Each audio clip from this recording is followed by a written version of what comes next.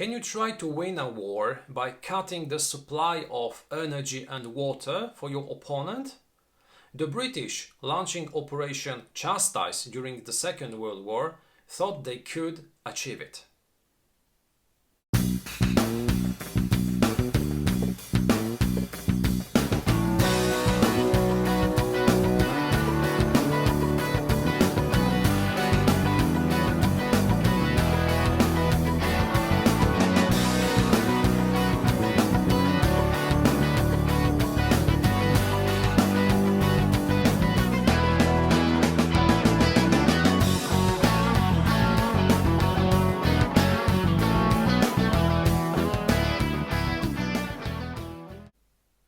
Hello, this is Michel Leviathan Sorbet and this is a new episode of Wojennik TV. Operation Chastise is one of the most interesting aerial operations launched during the Second World War. This was a bombing operation which was launched by the RAF in order to destroy or to disable the German dams, primarily located in the Ruhr region. The objective of the mission was to destroy those dams and to cut the supply of energy and water for the German production system. So in this very broad sense, it was meant to block German war production and it was meant to knock out Germany from the war. It didn't happen because even though some of the targets were destroyed or heavily damaged, the German production both of energy and of the supply of water was very quickly re-established. This is a very interesting topic, this is a very interesting operation, and in 2014 GMT Games released a game which is focused on those events. And today the review of this title of Enemy Coast Ahead, the Dambuster Raid. This is a game designed by Jeremy White, which is primarily a solo aerial game, although we can play also a game in a group of 2 or 3 players. This is a game for players aged 14 and higher and with a very diverse time of play, because we can play a short scenario which will take us from 30 to 40 minutes, and we can play also a full campaign, enabling us to recreate the whole Operation Chastise. And in this campaign mode, we'll be playing somewhere from 350 to even 400 minutes. So this will be quite a long and challenging game. Today, I'd like to show you how this game looks, then I'd like to briefly explain how it works, and at the end, I'd like to give you my final opinion about this game. I'd like to share with you my final thoughts concerning Operation the Dambuster Raid. So without further delay, let's now take a look at how the game looks and how it works. Here is Enemy Coast Ahead, the Dambuster Raid 1943. Enemy Coast Ahead is a unique game because it is a game which at first sight seems to be extremely complicated with very complex rules. This is due to the fact that the rulebook that we receive in this game is 48 pages long. So just taking a look at it, we might think, boy, this is difficult. But Enemy Coast Ahead is a game very intuitive with a very clear rulebook. And if I were to say if this is a good rulebook or no, I would say it is an excellent rulebook. I have seen different rulebooks coming from GMT Games, from very bad to excellent. This one is really excellent, and it is written in such a way that learning the game and then playing it is very easy. This is not an easy game, but it is quite complex. But due to the way that those rules were written, it is easy to understand and quite accessible. So this rulebook, although 48 pages long, is divided into 3 very distinctive parts. The first one is the attack phase. It's the attack part, which allows you to play instantly scenarios 1 to 5. So learning just 18 pages, reading through just 18 pages, you can play half of the scenarios which are included in the game. This part of the rulebook concentrates on the last part of the mission, so on the attacks on the dams. So you can instantly jump into action and play an attack on one of the dams which were historically attacked during Operation Chastise. The second part of the rulebook is focused on the flight towards the dams, so you can recreate the different events that occurred while the squadron charged with bombing the dams, which occurred during the flight to the zones where the dams were located. This part ends on page 32, and it includes rules governing hazards, including coordination checks, etc. Finally, the last part of the game is focused on training and planning. As you can see, it is from page 33 to page 45, and it enables you to play the entire game, because it allows you to play the entire mission, entire Operation Chastise, and even before the operation, because this part of the rulebook is concentrated on preparing your squadron, on obtaining aircraft, on preparing additional equipment, on training crews, etc. So those three distinctive parts are also related to three distinctive parts of the playing area. As you can see, the map is divided into three parts. The left part will be used during the planning turns, the middle one will be used during the flight turns, and finally the right one will include the target maps and will be used when resolving attacks on the dams which were located both in the Ruhr and in the Weser. So if playing the entire game, we will start by preparing our squadron, by training our squadron, and we will be using the left part of the board. During those phases, which will cover the weeks before Operation Chastise happened, we will be trying to prepare in the best possible way to our mission. So firstly, we will have to recruit aircrew. We will be recruiting aircrews of three different kinds. Those can be veteran aircrews, those can be seasoned aircrews, or green aircrews. As you might expect, the veteran aircrew will be the best, and they will have positive modifiers during many of the tests made during the game. Seasoned aircrews will be good but not excellent, and green crews, as you might expect, will be the worst. But during the planning phases, you will be able to increase the skills of each of those three crew types, because we have three distinctive tracks on which we will be tracking the navigation skills of each type of crew, the altitude and speed training, and the bomb aiming and release training, which will be important when bombing the dams. But that's not it. We will also do many different things during those first phases. We will be recruiting ground crews, which will be absolutely crucial in many aspects of the planning phases in order to take care of our aircraft, in order to enable us to make some modifications on our aircraft. Additionally, we will be, of course, trying to develop some technologies which will help us in our objectives. So we will be working on VHF, we will be working on altimeter modifications, we'll be also working on cockpit modifications.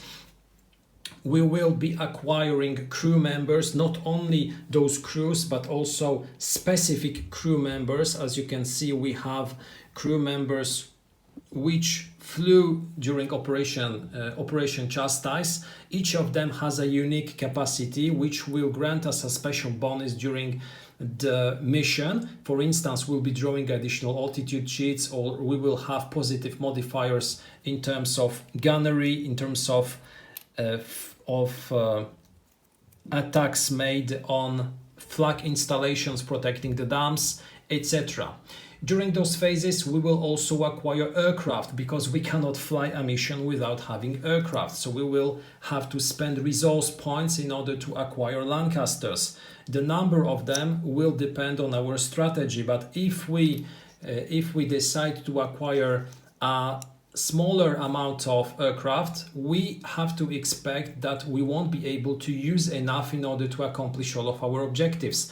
Because both during training, both during the flight towards the dams and during attacks, we will be losing aircraft, we will be losing crews. It's important to have some in reserve. Finally, during those first stages, we will also be preparing our jumping bombs, the upkeeps, which will be used in order to breach the dams. Each such an upkeep has a front side and a back side. When equipping a Lancaster, we cannot take a look at what is on the back side. We can check the number of damage inflicted, because those 2 digits are the possible damage that can be inflicted to a dam. Those can be returned only when an attack is resolved. Finally, a very important thing which is tracked during those first planning phases is the security level of Scampton base, because we have to take care of maintaining security, and the security concerning our mission, the information which has to remain in Scampton and cannot flow elsewhere, is crucial. So we will be having additional counters, additional possibilities. For instance, we can install extra police, we can transfer the barmaid who is possibly spying, we can also draw a spy who can try to steal the secrets of our mission, etc. So maintaining secrecy is very important. And at the end of the planning phases, we will not only be having a certain amount of Lancasters, upkeeps, not only will have a certain amount of crewmen which will be trained at a given level, we will be also checking how many of those assets can be used during Operation Chastise. We will be using a dedicated table in order to verify the number of aircraft, the number of ordnance, number of aircrew, and finally we will also be checking the impact of our security level on our mission. If the security level is not at a sufficient level, we will be having difficulties, because the alert level of the activity level, the alert level of German troops defending the dams will be significantly higher. The second part of the full game is when we decide to launch the raid. We transfer our Lancasters to dedicated wave sheets, or we can stack them on the middle of the map, which is the flight part of the map. We will be starting in Scampton, England, but then we will be passing through different zones where we will be encountering hazards, and finally we will reach the zones where the dams are located. En route, we will be having different kinds of problems concerning coordination, formation, and we will be also drawing hazard markers. We have 3 different types of markers which are related to different zones, and among those markers we can have very different things. We can, for instance, encounter anti-aircraft fire. We can have faulty equipment. We can have, for instance, map errors. We can encounter balloons protecting the approach. So very, very different hazards, each of them very dangerous. Sometimes nothing will happen, but sometimes those hazards will even impact the outcome of the mission, because, for instance, if we lose too many aircraft, the remaining ones won't be able to breach a given dam. So passing through all those zones will bring us to the zone where the target dam is located. And the last thing that we should do is to locate the dam, because the raid occurred in night time, so it was very difficult to locate the dam. Additionally, the Lancasters were flying at a very low altitude, so many dangers were associated to this fact, and locating the dam wasn't that easy. But if we do manage to successfully locate the dam, we pass to the last part of the attack, to the proper attack of a given dam. We have different dams. As you can see, we have target maps concerning the Zorpe Dam, the Eder Dam and the Möhne Dam, but we have other dams. If we, for instance, attack the Diemel, Lister or Henne Dam, will be using also the Möhne Dam, because so some dams will have a very similar configuration.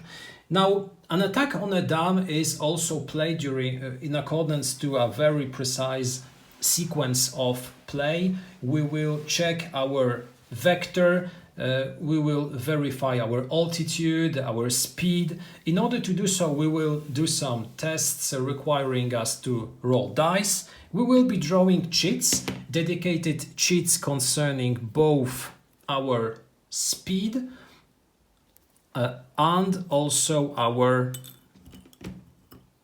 altitude, because those two elements were absolutely crucial in terms of how precise then the bombing was. In order to obtain the best results, there were specific parameters which the crews were supposed to have when launching their upkeep. So we will be drawing those cheats, and the numbers indicated on the cheats that we draw will indicate the number of cheats which will be drawn once more when the attack will be resolved. Because when a Lancaster enters the target map, it appears on the circling far, on circling near box, and then such a Lancaster can be used in order to attack the dam. It is placed in the approach box, from which it can move towards the dam, or it can release also its upkeep. Releasing the upkeep early is not very efficient because it will grant us a negative modifier when resolving the attack.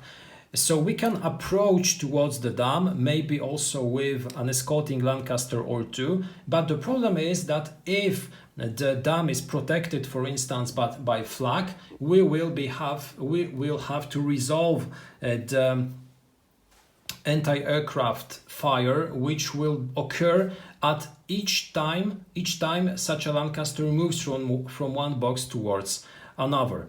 So this will require us to make sometimes very difficult decisions. Do we approach the dam closer, or do we release the upkeep?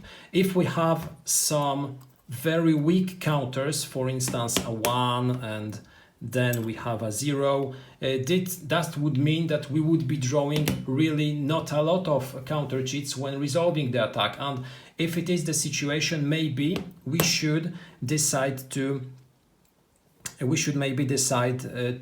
not press on with the attack, but to return to the circling near far, to the circling near box. It happened during Operation Chastise that some Lancasters tried to release their upkeep several times. They approached the dam, then knowing that their approach wasn't perfect, they decided to climb and to retry once more. And we can also recreate such situations, deciding, for instance, to break up the attack and to return to the circling near box, and then to retry once more in order to obtain better results.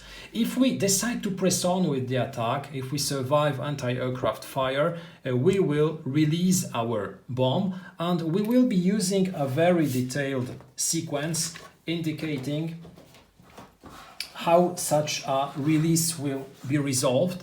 We will be using a bunch of modifiers which will tell us, for instance, that we will be adding the digits from the cheats that we draw. We will be using the aircrews and bomb aiming skills, and we will use additional modifiers. At the end, we will be looking at the outcome. If we roll 15 or higher, we successfully managed to attack the dam. If we had a result between 11 and 14, that was a failure. And 10 or less is concussion, which means that not only the attack is unsuccessful, but our Lancaster is also damaged. A damaged Lancaster, which is shot at once more, which is damaged a second time, is instantly shot down. When an attack is successful, the upkeep marker is placed next to the dam. Each dam has a certain endurance which depends on the level of water inside such a dam. If the dam is full, its endurance is smaller. If it is, for instance, empty or with water at a higher level but not at its full, it will be a more difficult dam to breach. So our objective is to accumulate a number of damage points equal to the current endurance of the dam. After resolving such an attack, the cheat is revealed and we see that we manage, for instance, to score 1 or 2 damage points. If we manage to accumulate the amount which is printed next to the dam, we manage to breach it, which is our main objective. So those dams will also be defended by different systems, by flags, by balloons, by searchlights, which will be hindering our approach and our attacks. There are many nuances and we have to take them into consideration. We have to decide how to use our assets because not always pressing on with the attack is the best option. At the end of the attack, when we do not have any upkeep left or if the dam is breached, we can return to the flight map where we can resolve additional phases. We can attack different dams. It depends on the scenario chosen. At the end, the surviving aircraft have to return to Scampton base and we verify their fate. So what happened to them? We check if they really successfully managed to return, or maybe if they had an accident on their return to home, on their way home. And at the end, we verify the outcome of each scenario. In contrast to many war games, we do not count victory points in this game. Instead, we use a table which is a description of the outcome of the mission. Each mission has a special debriefing chart which tells us how to read it. For instance, if we manage to breach the dam, we will be verifying the upper part of the table. If we didn't manage to breach a dam, we will be checking only the lower part. Sometimes we will be checking the number of aircraft which returned to base. And basing on all those elements, we will obtain a result. For instance, a smashing victory, an awful victory. As you can see each time, it's not only a result, but also the description, a very interesting narrative description, which tells us what was the outcome of the mission and what impact the mission had on the fate of 617 Squadron, or maybe even on the outcome of the war. So those are pretty it, all the basic elements concerning the gameplay of Enemy Coast Ahead, the Dambuster raid. This is quite a complex game, although quite accessible thanks to a very well-written rulebook. But in order to explain fully how the game works, we should prepare a dedicated movie. We should prepare a dedicated video to the game. Instead, I'd like to invite you to my conclusion now, because I'd like to share with you my final thoughts concerning this title. I'd like to tell you what I liked in this game, what I think are its strong, but also what are the weaker points of this game.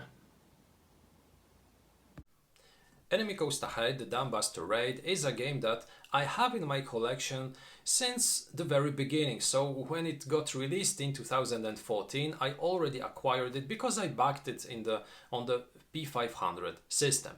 But this is a game which I have played only now, and there are several reasons why I decided to play it only after a few years after acquiring it. When I bought it, I instantly opened it. I even created an unboxing with photos published on Board Times a long time ago.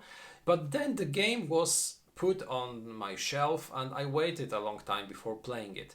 The reasons were because I thought the game is quite difficult to approach. I thought it would take a lot of time in order to prepare the game, in order to study all the rules. And then I had other projects, and this game just sat there and waited. And recently I decided to give it a try. I decided to play it because after more than 6 years sitting on this shelf, I just needed that it had to be played. I couldn't stand looking at it and feeling ashamed that I still hadn't tried. And I must say that after playing several games of this game, including the campaign, I'm really thrilled and I really enjoy this a lot. I'd like to explain you why. Firstly, what I think is a very strong point of this game, a thing that really stands out, is the quality of what you receive in this game. This is a game published in a box of the standard size of GMT games, but when you open the box, you do not expect to receive such a number and such a high quality of elements. This game, remind you, was published in 2014, so some 7 years ago. But still, it has some excellent components, and excellent in two ways. Firstly, they are extremely pretty, they are extremely pleasant to look at. I absolutely love the artwork on the map. I love the artwork on the counters. The rules and the scenario book are also excellent. But secondly, all those elements are extremely functional. At first, when you take a look at all those elements, you might seem a little bit confused. You might feel a little bit confused because you have tons of elements. You have counters. You have tons of player aids, you have a very long rule book, an additional scenario book, a huge map on which you have absolutely everything, and you might feel a little bit overwhelmed. But then when you start reading the rules, when you start laying out the game, you see that this is not such a terrible thing, that all those elements are extremely well explained, they are extremely functional, because taking a look at one of the multiple player aids will instantly give you an information about how to read something, how to proceed. And I really think that this game is one of the best examples of how the quality and at the same time as the functionality of elements should look like. The game is designed in such a way that even though the rules are some 40 pages long, you do need to read only a part in order to start playing, because the game is divided into 3 distinctive parts. Firstly, you have the final part in which you have the attack of a given dam. Secondly, you have the advanced rules, adding the flight towards the dam, and finally you have the complete game when you receive also the planning elements.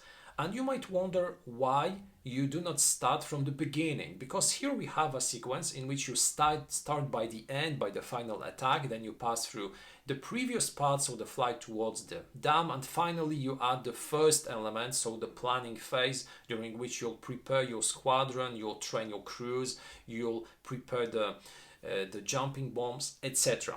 But I think that this is a very good approach, because teaching you how to first attack the dam is a thing which enables you to play an interesting game and to experience the final part of the attack. If the game started by teaching you how to plan the attack, how to prepare your squadron, you would finish a game without having the feeling that you achieved anything. Okay, I prepared my squadron, but what now? How am I evaluated? Based on what? Based on the way how I judge I am prepared? It's the flight towards the target and the final attack which will determine if I made the correct choices. So starting by the end is a good way to go. In my opinion, it was a good idea. At the same time, dividing the game into 3 distinctive parts, dividing the board into 3 distinctive parts, allows you to fully enjoy the game, played on different players, and you can choose a scenario which is in accordance to the time that you want to spend. If you want to play a quicker game, for instance, you have only somewhere around 3/4, you have only, for instance, 45 minutes, you can play a short attack scenario. But if you have more time, you can add the flight part. If you want to experience the full scope of Operation Chastise, you can play the entire game using also the planning phase. So the way how the rules were prepared, the way how the rules are taught, how you learn the different aspects of the game makes this game a lot more easy than you might expect when opening the box and taking a look at all those rules, at all those components. The player aids are extremely useful. At first glance, you absolutely do not know what they are about, but then when you start playing the game, you see that you have totally or maybe totally everything that you need on those player aids. So they are excellent. So judging the game only by the quality of the components, by the functionality, this is an A+. It's excellent. Compared to other GMT games, for instance, PQ17 or the Kaiser's Pirates, the rules are top notch. They are such brilliantly written, so logical, so well structured. It's a piece of art. The second thing, which is, in my opinion, one of the strongest points of this title, is the climate and the amount of chrome that you receive when playing this game. The rules are quite long, yes, but you have a lot of additional stuff which makes this game unique, which really makes you think that this game simulates Operation Chastise. You have tons of details concerning the jumping bomb, concerning aircraft improvements, concerning different crewmen which are represented by counters with pictures of those crewmen. You have those excellent descriptions of the outcome of each scenario, because I remind you, you do not end a scenario by calculating a number of victory points and by obtaining a final result which says you won or you lost. You have a degree of victory, you have a description, a narrative telling you what happened, how your achievements were judged by the commandment. And this is excellent. This is a way to go. This is something which I always like in war games, which I enjoy a lot, especially in aerial war games, which I'm a huge fan of. So the climate, the chrome, excellent. This is one of the strongest points of this game. Thirdly, I really like the flow of the game, and as I said a few moments ago, I like the fact that the game was divided into three distinctive parts. You can choose how to play the game, you can approach it differently using different elements coming from the you can play different scenarios which are focused on different parts of the raid, and at the same time the flow of the game is excellent, because although the rules seem to be very complicated, the game is very procedural. So you will respect strictly a certain procedure. You will then read about some elements. You will learn how to, for instance, approach the target, then how to release the upkeep, etc. So you'll need only a certain amount of rules at a very given time. You do not have to constantly keep in mind everything. You can easily browse through the player aids and you can find what you want in the very given specific moment. Finally, what I think is one of the most important and of the most powerful things in this game is its narrative, is its potential in terms of enabling you to tell or to live a story. This is a game in which you will be tracking the fate of each of your aircraft, of each of your crew members. You can have different outcomes of each mission. You can have a follow-up raid. You can recreate events which happened at Scampton Base before the raid began. So you can, for instance, decide to acquire additional police in order to protect the base. You can transfer the barmaid. You can release some rumors concerning the potential use of the squadron against the Tirpitz battleship. You have some events happening during the flight towards the target. You have distinctive maps for different dams with the Michelskopf test after attacking one of the dams. Really a ton of things, and each time you play through such a sequence, you can imagine that you're aboard such a Lancaster and you, for instance, avoided flak fire, or you managed to release upkeep which struck the structure of the dam and breached it. That is extremely satisfying. So this game is designed to relive such a story. It's designed to tell you a story, and if you like aerial solitaire games, this will be a real gem for you. You will really enjoy it a lot. Having said all that, I do believe that we have two weaker points which are part of this title, and I'd like to explain you what I think are those points. The first one is related to the fact that this is a very procedural game. I already said it.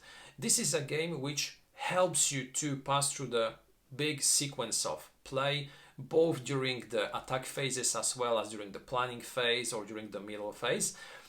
But at the same time, this is a game in which you will sometimes feel that this is more of a simulation than of a game. And this is a very old discussion concerning how detailed and how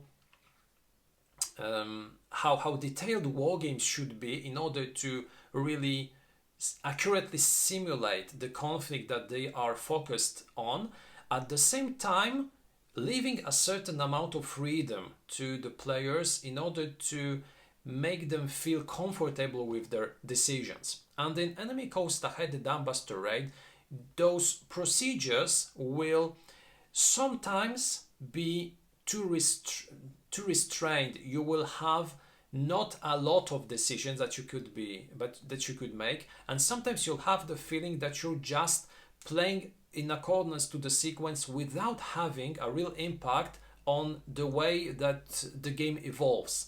So when applying this attack sequence, you will really have a few decisions to make. You'll decide just which plane to use, which plane eventually to send as an escort when approaching the dam, and maybe when to release upkeep. That's it.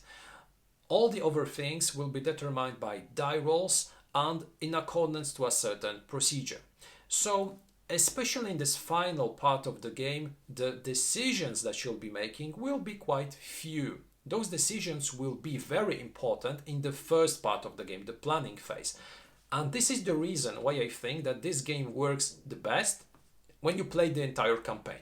Because when you play the entire campaign, you really have the feeling at the end of the game that the final results are the outcome of your decisions that you made when preparing your squadron for Operation Chastise. So it is at that point that all your decisions pay off, or maybe prove that you were wrong when deciding, for instance, to acquire less aircraft that you could, to focus on training different skills that you could have trained, on acquiring different experience level crew members that you could have acquired, maybe also deciding not to protect sufficiently your base.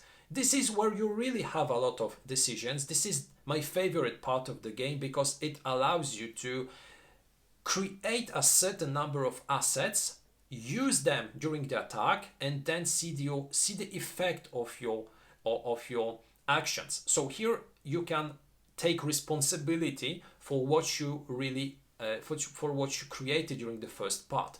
When playing the smaller scenarios, I just feel that I got lucky, or maybe that I managed to breach a dam using the assets which were really predetermined, which I received.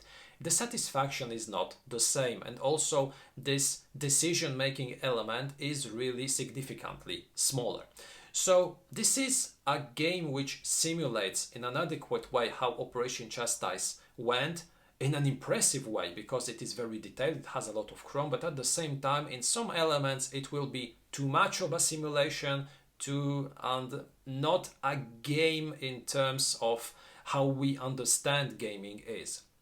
Secondly, I said that you will be rolling a lot of dice. This is another element which can be a hindrance for some of you, because most of the elements, most of the mechanics are based on die rolls.